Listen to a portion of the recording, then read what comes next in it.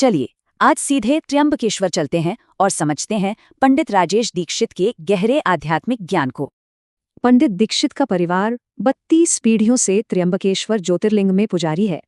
सोचिए, ये 1500 साल की एक अटूट परंपरा और उसके गहरे आध्यात्मिक ज्ञान की विरासत है। तो सवाल ये है कि आखिर ये भैरव का मार्ग है किसके लिए? इस पर चलने के लिए क्या चाहिए? पंडित जी के अनुसार हर पुजारी असल में एक तांत्रिक है, क्योंकि तंत्र का पहला रूप तो पूजा ही है। भैरव और कृष्ण पूजा, ये दो रास्ते बिल्कुल अलग अलग स्वभाव के लोगों के लिए हैं। चलिए देखते हैं कैसे। मतलब एक रास्ता अगर दृढ़ संकल्प मांगता है तो दूसरा आनंद से भरे समर्पण का है।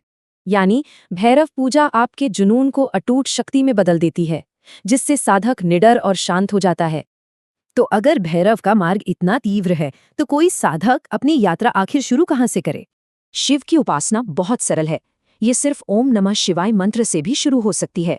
और शक्ति यानी माँ का मार्ग, वो तो हर बंधन से मुक्त है। उसमें बस प्रेम और भक्ति चाहिए। गणेश पूजा का पूरा सार कंपन यानी वाइब्रेशन में है। कहते हैं कि इससे मन शक्तिशाली होता है।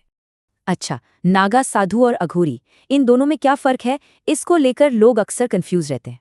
चले इन दो अलग अलग आध्यात्मिक रास्तों के बीच का जो मुख्य अंतर है उसे समझते हैं। तो एक तरफ है धर्म की रक्षा करने वाले योद्धा साधु और दूसरी तरफ है अघोरी, जो हर चीज में शिव को देखते हैं। और सबसे जरूरी बात, एक सच्चा साधक कभी खुद अपनी पहचान नहीं बताता, उनका अभ्यास अंदरूनी होता है। लेकिन क्या अध्यात्म सिर्फ पूजा पाठ तक ही सीमित है? इतिहास में इसका एक बहुत बड़ा उदाहरण मिलता है। कहते हैं कि शिवाजी महाराज की असली शक्ति का स्रोत उनकी गहरी आस्था और उनकी साधना ही थी। उनकी सेना का युद्धघोष सिर्फ एक नारा नहीं था, बल्कि युद्ध से पहले एक दैवीय शक्ति का आह्वान था। ये इस बात का सबूत है कि सच्ची आस्था दुनिया में कितनी बड़ी ताकत बन सकती है। जय भवानी, जय शिवाजी।